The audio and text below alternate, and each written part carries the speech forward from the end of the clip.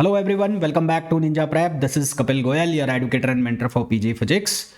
तो JKPSC 10+2 lecturer post के लिए जो एप्लीकेशन फॉर्म्स है उनकी लास्ट डेट आ चुकी है। लगभग 9 जनवरी को ये लास्ट डेट है एप्लीकेशन फॉर्म की। तो जिन्होंने भी अभी तक भी फॉर्म फिल नहीं किया है, कुछ भी डाउट है, कुछ भी संकोच है कि भरूं या नहीं भरूं, तो प्लीज़ अपने संकोच को दूर कीजिए। गोल्डन चांस है, बहुत सालों बाद वैकेंसी निकली है, आने वाले टाइम में फिर पता नहीं कब वैकेंसी निकलेगी, तो फॉर्म आपको भरना चाहिए। प्रिपरेशन जब आप फॉर्म भरोगे तो उसके बाद ऑटोमेटिकली अपने आप स्टार्ट हो जाती है। तो मेरा कहना है कि फॉर्म भरिए और अपनी जो प्रिपरेशन है उसको स्टार्ट कीजिए। कमीशन की वेबसाइट पर अभी कोई ऑथेंटिक सिलेबस नहीं आया है। 2016 का जो ये सिलेबस है उसको मैं आपके साथ डिस्कस करूंगा। कई बच्चों का कहना था कि सर फिजिक्स का सिलेबस डिस्कस कीजिए, तो अभी तक ऑफिशियली कोई सिलेबस नहीं आया है। 2016 के जो एग्जाम हुआ था पीजीटी फिजिक्स का लेक्चरर पोस्ट का, उसका जो सिलेबस है वो मैं आपके साथ डिस्कस करने वाला हूँ।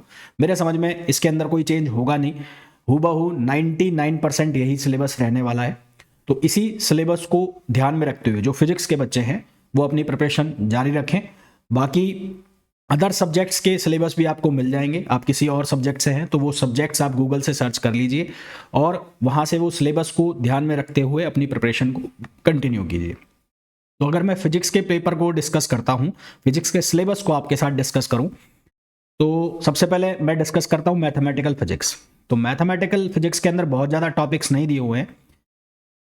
कॉम्प्लेक्स वेरिएबल, ये तो आपको हर एक एग्जाम के अंदर मिल जाएगा। कॉम्प्लेक्स ये सबसे बड़ा और सबसे इंपॉर्टेंट टॉपिक होता है मैथमेटिकल फिजिक्स का।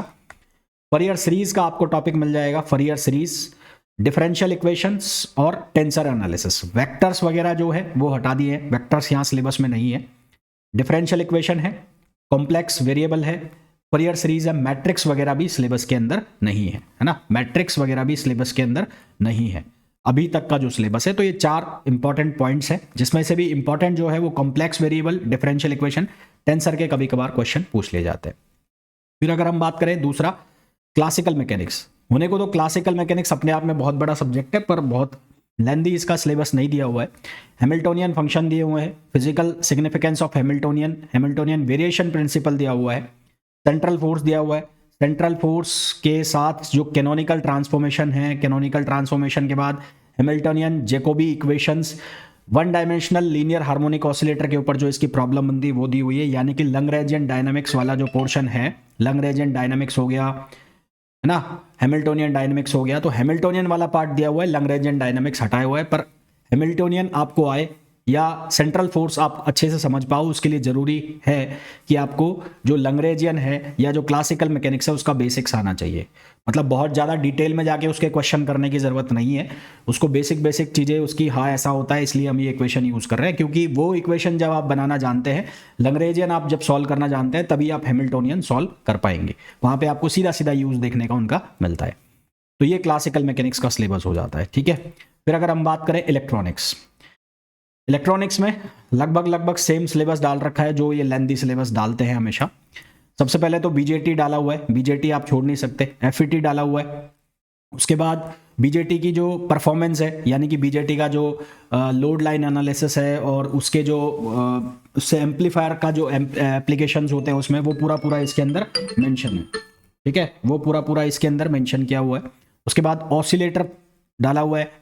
ऑसिलेटर के अलावा जो हमारे पास मल्टी वाइब्रेटर, ये डिजिटल इलेक्ट्रॉनिक्स का पार्ट है, वाइब्रेटर्स और ये जनरेटर्स, ये यहाँ पर मिलेगा। एम्पलीट्यूड मॉड्यूलेशन, डीमॉड्यूलेशंस, डिजिटल सिस्टम, यानी कि पूरी की पूरी डिजिटल इलेक्ट्रॉनिक्स आपको मिल जाएगी। और उसके अलावा जो इलेक्ट्रॉनिक्स है, एनालॉग इलेक्ट्रॉनिक्स का जो पार्ट है उसमें सेमीकंडक्टर वगैरह यहाँ पर मेंशन नहीं है, सेमीकंडक्टर हटा दीजिए, बीजेटी से सीधा चालू कर दो, बीजेटी, एफईटी और एम्पलीफायर, ठीक है। ऑपरेशनल एम्पलीफायर इसके अंदर है नहीं, ऑपरेशनल एम्पलीफायर इसके अंदर डाल नहीं रखा है, तो ओपैम इस सिलेबस के अंदर नहीं है, ठीक है। परंतु क्वेश्चन कई बार ये डाल देते हैं, तो ओपैम को बेसिक आपको डिस्कस करना पड़ेगा। फिर क्वांटम मैकेनिक्स की बात करें तो क्वांटम मैकेनिक्स में एक तो इसका वो बेसिक पूरा का पूरा डाला हुआ है, जिसके अंदर जो क्वांटम की बाउंड स्टेट फंक्शंस होते हैं, पोटेंशियल स्टेप फंक्शन होते हैं, Schrödinger equation, harmonic oscillator. Harmonic oscillator के अलावा इसमें जो लैडर ऑपरेशंस होते हैं, जो हार्मोनिक ऑसिलेटर में हम पढ़ते हैं, जो ऑपरेटर फॉर्मलिज्म पढ़ते हैं, उसके बाद एंगुलर मोमेंटम यहाँ पर डाला हुआ है। एंगुलर मोमेंटम के बाद अगर हम बात करें स्पिन एंगुलर मोमेंटम और परटर्वेशन थ्योरी तक यहाँ पर डाला हुआ है। इसी के साथ साथ यहाँ पर ऐड कर दिया गया है एंगुलर, जो हमारे पास जो एटॉमिक फिजिक्स वाला पार्ट होता है, एटॉमिक फिजिक्स वाला पार्ट जिसमें हम स्टार्क इफेक्ट, जीमान इफेक्ट और इलेक्ट्रॉन स्पिन ये पढ़ते हैं, तो ये छोटा सा जो पार्ट है एटॉमिक फिजिक्स का वो भी यहाँ पर ऐड किया हुआ है। तो क्वांटम मैकेनिक्स में जो लास्ट वाला पोर्शन होता है डब्ल्यू के बी अप्रोक्सीमेशन और ये सब हटा दिया गया है। तो बहुत लंबा चौड़ा है नहीं है ना, बहुत ईजिली इसको कर ले जाओगे। फिर नेक्स्ट हम बात करें सॉलिड स्टेट फिजिक्स। तो सॉलिड स्टेट फिजिक्स के अंदर सब कुछ फंसा दिया इन्होंने, जो एग्जैक्टली सिलेबस होता है, यानी कि जो क्रिस्टलोग्राफी है वो पूरा का पूरा डाला हुआ है। उसके बाद एक्सरेज जो है, एक्सरे डायफ्रैक्शन, वो पूरा डाला हुआ है। फिर अगर हम बात करें यहाँ पर बैंड थ्योरी और जो हमारे पास जो क्रिस्टल्स होते हैं, क्रिस्टल लैटिस जो होते हैं, वो यहाँ पर डाला हुआ है। फिर यहाँ पर अगर हम बात करें मैग्नेटिज्म, मैग्नेटिक थ्योरी, जो मैग्नेटिक मटेरियल की थ्योरी होती है वो यहाँ पर डाली हुई है पूरी, कि जो मैग्नेटिक मैटर्स होते हैं वो आपको पूरा यहाँ पर डाला हुआ है, ठीक है। और बैंड थ्योरी पूरी की पूरी यहाँ पर आपको है, बैंड थ्योरी डाली हुई है। उसके अलावा स्पेसिफिक हीट ऑफ सॉलिड्स ये भी यहाँ पर मेंशन किया हुआ है। तो बहुत बड़ा सिलेबस जो होता है, जो CSIR नेट वाला सिलेबस होता है, उसको काट छाट के यहाँ पर डाला हुआ है। फिर अगर हम बात करें आगे न्यूक्लियर फिजिक्स, तो न्यूक्लियर फिजिक्स के अंदर सारा डाल दिया है। न्यूक्लियर फिजिक्स के अंदर जो सिलेबस होता है, जो एग्जैक्ट सिलेबस होता है, नेट का सिलेबस होता है, वही सिलेबस यहाँ पर डाला हुआ है।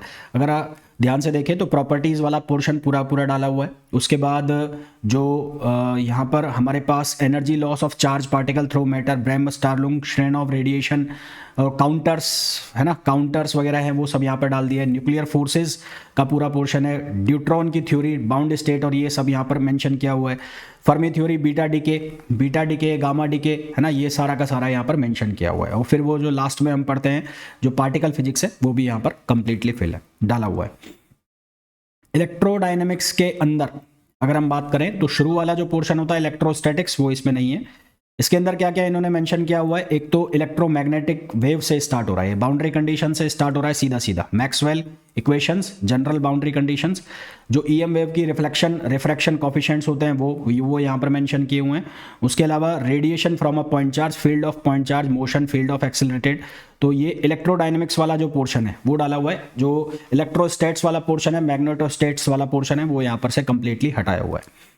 फिर अगर हम बात करें आगे स्टैटिस्टिकल मैकेनिक्स, तो स्टैटिस्टिकल मैकेनिक्स का पूरा सिलेबस जो होता है वो यहाँ पर मेंशन है, यानी कि माइक्रोस्टेट्स, मैक्रोस्टेट्स, एनसेम्बल्स और उसके अलावा जो तीनों स्टैटिस्टिक्स होती है वो पूरा ब्लैक बॉडी रेडिएशन तक वो सारा मेंशन है। फिर अगर हम बात करें नेक्स्ट स्पेक्ट्रोस्कोपी, तो एटॉमिक फिजिक्स को दो पार्ट में तोड़ रखा है। एटॉमिक का कुछ पार्ट क्वांटम के साथ मेंशन किया हुआ है और कुछ पार्ट इन्होंने स्पेक्ट्रोस्कोपी में डाल दिया है, जिसमें हमें जो कपलिंग वाला पोर्शन है, मैनी इलेक्ट्रॉन, सिंगल इलेक्ट्रॉन वाली प्रॉब्लम्स डिस्कस करनी होती है, वो सारा का सारा स्पेक्ट्रोस्कोपी में डाला हुआ है। तो सिलेबस जो है वो एग्जैक्टली नेट वाला सिलेबस है वो नहीं है, सिलेबस को अलग अलग तरीके से तोड़ के और फिर डाला हुआ है। तो बहुत लंबा चौड़ा सिलेबस भी आप नहीं कर सकते जिसको कि आपको प्रिपेयर करने में टाइम लग जाए। अगर आपके पास 2-3 महीने हैं तो इस सिलेबस को आप अच्छे से प्रिपेयर कर सकते हैं। अब बात कर लेते हैं जो बैच, रनिंग बैच है मेरा, शिखर बैच। इस बैच के अंदर आपको लाइव प्लस रिकॉर्डेड क्लास मिलती है, जिसकी फीस जो है 5,000 रुपये है। ये बैच अवेलेबल रहेगा, ये वैलिड रहेगा जब तक अभी आपका एग्जाम नहीं हो जाता है। आपके एग्जाम के 15 दिन तक बाद भी ये बैच अवेलेबल रहेगा। ये बैच को आप लैपटॉप के ऊपर भी एक्सेस कर सकते हैं। अभी इस बैच के अंदर चल क्या रहा है वो मैं आपको बता देता हूँ। इस बैच में जो क्वांटम का हाफ पोर्शन है वो मैंने करा दिया है, और ये मैं अकॉर्डिंग टू एग्जाम करा रहा हूँ। मैं नेट गेट वाले क्वेश्चन में बहुत कम यूज़ करता हूँ। तो क्वांटम का हाफ 50% क्वांटम मैंने इसमें करा दिया है।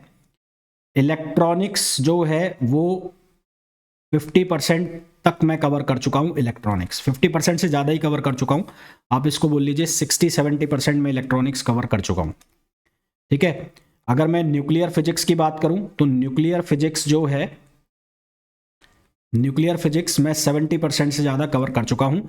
स्टैटिस्टिकल फिजिक्स अभी इसमें चल रहा है, स्टैटिस्टिकल और मैथमेटिकल। अब साहब क्वेश्चन ये पूछोगे कि सर इतना ज़्यादा कैसे, तो बेटा ऐसा है कि ये जो है बैच, ये बैच मैंने स्टार्ट कर दिया था बहुत पहले से, यानी कि 9 दिसंबर को वैकेंसी आई थी, तो करीबन 15 दिसंबर से ये बैच जो है वो स्टार्ट हो गया था। इस बैच में क्वांटम एक पर डे जो आपको ऑनलाइन क्लास मिलती है, उसमें अभी जो चल रहा है उसमें स्टैटिस्टिकल स्टैटिस्टिकल लाइव चल रहा है, उसके अलावा मैथमेटिकल फिजिक्स जो है वो लाइव चल रहा है, मैथमेटिकल स्टैटिस्टिकल लाइव चल रहा है, क्वांटम की क्लास लाइव चली थी, ठीक है, और ये 50% से ज़्यादा कंप्लीट हो गया है। इस बैच में आपको मिलता क्या है, ये बैच जो लगभग कंप्लीट हो चुके हैं सब्जेक्ट, वो आपको मिल जाएंगे रिकॉर्डेड के फॉर्म में, वो आपके फोल्डर के अंदर पड़े हुए हैं, तो आप वहाँ से प्रिपेयर कर सकते हैं। होता क्या है कि थ्योरी क्लास अलग आती है और जो प्रैक्टिस क्वेश्चन है वो अलग फोल्डर में है। यानी कि थ्योरी क्लास में जो मैंने आपको क्वेश्चन कराए वो तो है ही, साथ में जो प्रैक्टिस क्वेश्चन का जिसमें मैंने PYQs कराए हुए हैं, अलग अलग एग्जाम के आए हुए, अलग अलग सेट एग्जाम के PYQs है, वो आपको उनका प्रैक्टिस क्वेश्चन का फोल्डर मिलेगा। उसमें न्यूक्लियर फिजिक्स के आपको अलग क्वेश्चन मिलेंगे, क्वांटम के अलग मिलेंगे, है ना, इलेक्ट्रॉनिक्स के अलग क्वेश्चन मिलेंगे, तो वो क्वेश्चन सारे आपको वहाँ पर अवेलेबल हो जाते हैं, सो दैट आपकी जो प्रिपरेशन है वो बहुत अच्छी हो जाए।